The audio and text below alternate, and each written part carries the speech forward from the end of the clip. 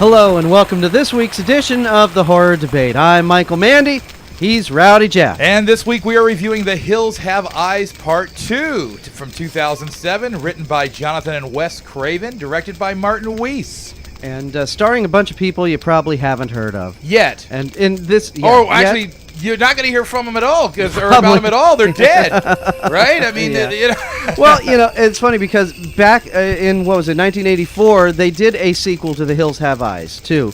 But it stunk, and this is not a remake of the original Hills Have Eyes 2. This is just imagine that film didn't exist. This is a sequel to the Hills Have Eyes remake from 2006. Can I imagine this film didn't exist? Just asking. You can try. Okay, all right. Well, what are we dealing with here, Mike? Well, the basic plot is a bunch of National Guard trainees, a bunch of basically misfits. They ended up blowing themselves up pretty much. So they have to deliver some supplies to this outpost out in the middle of the Yuma Desert in New Mexico, and that's where the first movie took place. And the strange kind of people are watching them, and all sorts of strange... Oh, people from my hometown. Yeah. Oh, they're not that strange. Oh, not that strange. Okay. They kind of resembled them, I thought. But, so, I was, when we sat down at the movies, first and foremost, we sat down and you looked at me and you said, so what do you think, man? And I said, well, I'm going into this kind of a little bit jaded because, I didn't know and I didn't feel that this needed a sequel. Okay? I wasn't feeling that after I watched the first remake, right? Right. I mean, it kind of stood on its own, I thought, and had a decent ending, and we could have left it at that, right? But I said I'm willing to give this one a shot. But it's in the quest for the almighty dollar. Every horror movie nowadays has got to set it up for a sequel. If it makes money, do it again. Right. Right. Hollywood's always been in for the sequel, but lately, gosh, the remake craze has gone nuts, hasn't it? A little too much. Have you looked at the 2007 release calendar? Oh, I know, it's terrible. Okay, Halloween aside, because I'm such a big fan, I will probably see that right away and just be, totally blown away. To me, by it. That's like a car accident. It's like I don't want to see it, but I have to, just to see how bad or good, or I'm curious. I'm just trying not to read about it before I go see it, because I don't want it to be ruined for me before I ever walk in the place, But being that it's my favorite flick, I think Rob Zombie will probably do it justice. But anyway, the rest of the calendar, as far as the remakes go, some of these are ridiculous, man. Yeah. And this is one that I went in going, I don't think this is necessary, but, let's check it out. Let's keep an open mind. I was trying to keep an open mind. And I really wasn't jumping up and down about the whole thing. I wasn't super excited doing backflips, but... Oh, boy, The Hills Have Eyes too. All right. Yeah, well, but I'm talking about after viewing it, but I see where they went with it, and I guess, okay. Well, the first movie, and even the Wes Craven film, it's all these weird mutant people living in the hills, and, I in sequels, I always want to see something I haven't seen before. Don't just remake the first one. Yeah. Give me something a little bit more. And in this one, they had it, in the hills were mine shafts. And so the mutant people weren't just living in little huts and tents in the hills. They actually were living in the caves and inside the mines. So the second half of the movie all took place underground in the hills. So it's like, okay, cool, this is something I haven't seen. Well, we saw it in The Descent, but it's something for this film. And I was thinking about The Descent while I was watching this flick. I honestly, because the guys were kind of coming out of the crevices and the holes and the things like that. And I was like, man, I've seen this movie. Yeah. I've seen this whole thing kind of go down. I will say that some of the kills were pretty cool, man. Oh, this movie definitely did not hold back on the gore and the violence. Very cool. And I tell you, who was Amber again? Jessica Stroup.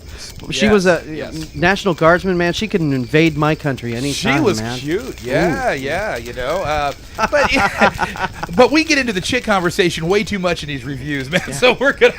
Well, we're just telling you, hey, there's a good selling point, guys. There's a good selling point. If you're curious on this film, okay, she's easy to look at. Yeah, and Napoleon, I thought the guy kind of acted like, I don't know, like he didn't really know what was going on half the movie, man. Well, like he just got handed the script, I mean, he kind of looked like the train was coming at him and he was having a picnic on the tracks. Well, but then again, they are all a bunch of misfits, and they didn't know what was going on. Yeah, their CO got taken out of the picture to help add to the confusion. But the guy that played Splitter right? Or no, it wasn't Splitter, was it? It was he was the guy that Splitter shot. was the radio. Yeah, the guy with the He's kind of lisp the almost. lispy guy. Yeah, I mean, he acted like he knew what was going on more than this guy, right? Yeah, More than well. Napoleon. Napoleon's supposed to be like the main guy, right? After the other the sergeant or whatever, right? So I don't know, man. It was more of an ensemble piece. At least this wasn't. I don't know. They tried a little bit on character development. Not really historical character development on these. I mean, they did give one of the female characters in it a child to think about back home, to give you a little backstory. I mean, there were obvious stereotypes. Okay, he's the fat one, he's the smart one, he's the jock one. Right. You know, and then know, so it was kind of easy to keep track of who they were. So when someone got off it was easy to go, oh, okay, they're left. Yes, and of course, I cheered every time because it was one less person I had to deal with on the screen in this thing, But none of them did a really bad job. I thought all the acting was decent. It wasn't terrible. This is not a film you go in expecting an Academy Award. Wonderful acting. Check your brain at the door. If you're into just it was a simple film. Simply made, simple everything. It's I think all right way to kill an afternoon. I think it was still after I watched it and I understood what they did and where they wanted to go with it and all this. I still had the impression in my head this was not necessary. This did not need to go down. I mean, I didn't feel it added anything to the story. From where were they going with it? I mean, it was just another pointless sequel. Just another pointless sequel, exactly. It was a pointless sequel, and I'm glad that in one way that I didn't feel this movie kind of drug down my opinion of the original remake because I thought the original remake was actually quite good, and technically, yeah. And sometimes the you make a really bad sequel and then you kill the franchise. You kill it, And do you think this killed the franchise? No, I don't think it killed it. I think it continued it pointlessly, but I don't think it killed it. I think we could see if they could do it right. And number 3, technically, I'm not sure that I would be again excited about it, but I could see them wanting to go in that direction. So there still could be some life in this. I think so. I think so. This movie was more like, look at the cool stuff we can, how we can dismember these people. I thought this film did go a little bit further than what you normally get in a theatrical release. In terms of at the very beginning, I mean that birth scene. Everyone in the audience just went, "Whoa!" Dude, the birth scene reminded me. I immediately the first scene you see. I immediately harkened back to the Texas Chainsaw Massacre, the beginning, dude, the birthing, and it was like, whoa, it was very graphic. It was very graphic, very right in your face. Unfortunately, you'll know what I mean when you see it. And you got to give it props for that. That the MPAA or whatever didn't look at that and go, "You ain't doing that." Yeah, I'm surprised that was in there. Yeah, I was shocked too. What we saw on the screen, it was like, whoa! I just saw that. It kind of set the pace for what was to come. And like I said, I love good gore. I love good kills, and in this, the violence was very graphic. This did provide that, but story-wise, if you're, because I'm one of the few people that look for a story. You want to have some sort of continuance of a story here, and I could see where they wanted to take this thing without giving too much away, on it. They're basically taking the female victims, and they're impregnating them. Well, they're trying to because they realize they're mutants, and mutants give birth to mutant kids. Right, and they're trying to increase their numbers. Okay, that part of it was cool. I was like, all right. Yeah, of course. I get that. Well, okay. Yeah, like the plot of the first film: grab the women and kill the men. Exactly. They didn't have to show it. Yeah, this movie though they did show it. I mean, everyone on the internet's going nuts. Oh, there's a rape scene I hear about. Yeah, I mean, there is, and I'm surprised they held on to the camera as long as they did, just to let everyone know people keep their clothes on. You can't really, you can tell what's going on. I thought I was watching like a mutant porno or something, dude. I mean, I'm not kidding you. What did we think of the mutants? I thought they were interchangeable. There was no personality in any of them except the one. I disagree. I thought the father mutant, he definitely had his own thing going on. The main character, the one that did the raping. Right. Basically, I thought he had his own thing kind of going on. The others, they were all fairly interchangeable. They all kind of looked similar. I know they all had the same kind of vibe. The camera pretty much stayed on. No, the old one. The old guy, the With the blind glasses? dude. Yeah, he Yeah. couldn't see jack, dude. Yeah, He was- but what I mean is this film followed the National Guards people throughout and just all of a sudden you'd see a mutant come around the corner. Oh, he's wearing glasses. Right. Okay. Well, it's not like I don't think they're oh, gonna there's do, a mutant here.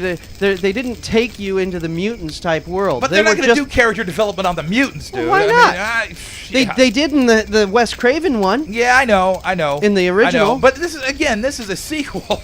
Yeah. We ain't got time for that. It's man. a sequel directed by a director who did music videos. Right. Well, hey, Yeah. more power Hey, to him. but man, you know, I want to give props to the guy.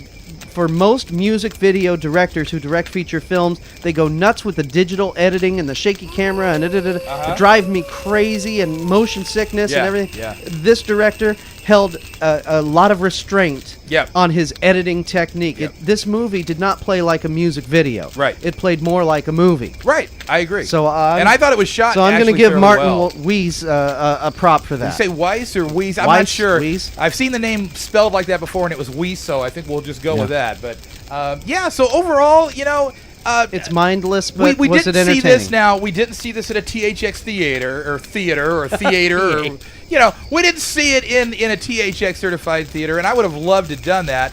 This is the type of movie with all the outdoor scenes and the big booms and things like that going on. And even in the caves. and the big You- jumps. you I think it probably would have came across a little bit tighter, Mm-hmm. but it was still very impressive. I thought the way it was shot, it was clean. The dark scenes were even very discernible, which in a lot of these films, as you know, like The Descent, you kind of feel like you're in the cave because you can't see nothing. It's like you can't tell what's going on in some of these scenes. or like you know? Turistas, man. I was so dark. I'm going, what the heck is going on here? See? So this guy actually did a good job with The that. lighting was very cool in the caves. You could really see what was going on. You did feel that you're in a dark Dialogue cave. was extremely clear too. I don't think there was ever a point in the movie where I was kind of looking around, going, "What'd he just say?" or "What'd she just say?" Yeah. It was very good. So Technically wise, the people who made this film knew what they were doing. yeah. Honestly, it's a 2-star movie. Yeah. It's a 2-star movie. Solid 2 stars, maybe a low 3. I don't know. The only thing I'm thinking of is, I didn't go in expecting much. It gave me a little bit more than what I was expecting. Right. So I'm going to give it 3 stars. I don't think it's a 3.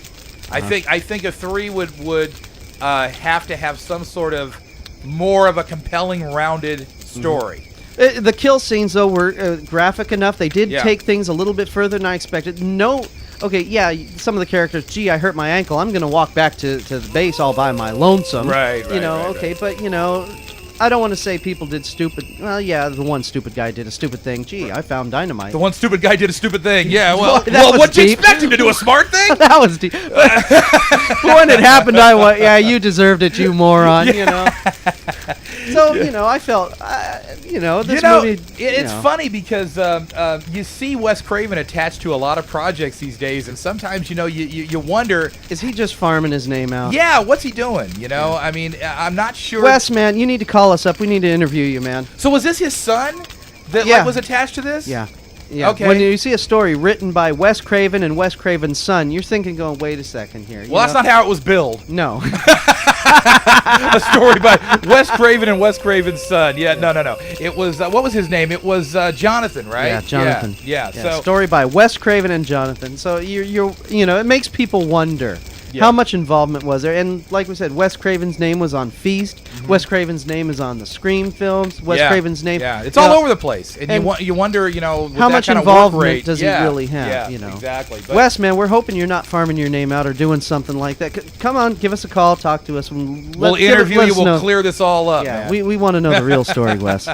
So yeah, I'm sticking to it, man. I don't think it lives up to the 3. It's a 2-star. It is a solid 2-star, just because of the kills and I thought that, like I said, the character development. They were all the characters, like the military. They were all very much individuals. They didn't blend together. Yeah. There was a lot of when good someone got interaction killed, there. you didn't go, wait a second, which one was that one again? Yeah. That's why I'm we saying, probably look at these movies. It cracks me up because we probably look at these movies a lot deeper than what a lot of like horror people look at. It's kind of like they're like, "Oh, who cares about character development, man? Did you see that arm get severed?" Yeah. And we actually do care because I think it really rounds it out. If you can have everything come together, like very few movies do, but if you can have everything come together, you got something real special. And I don't think this movie's script from the beginning was what I would consider special, but what they did with it with what they had, I thought it was very well done for what they had. Yeah, and what we were talking about the ending. What are your ideas about that ending? Well, see, now here's the thing. Here's the trend in horror movies right now, okay? And this has happened in so many that I've seen recently. Is that you all of a sudden you're like happening. You're into this flick. Things are happening real nice and fast, and then click, we go to text. Okay? Credits start rolling. No. Forget the credits. We go to text. Now, what did I say in another review? Right? What did I say in another review? You said, "Don't write it down. Show me. Don't tell me." Why you got 90? You're doing this for 95 minutes or whatever. Why can't you make it 97 and make the actors wrap up the story? I don't want to read the end of my movie. Okay? It's like, oh wait, we ran out of film. Here's the book. I don't want to do that. You know what I'm saying? I don't make me read. Wrap it up. No, it's not even about reading, dude. It's just like, if you're watching a movie, okay, and you're not reading a book, and I just hate those type of endings. It feels like the cheap way out. It really does. It's like, well, we didn't really shoot an ending, so here's what happened.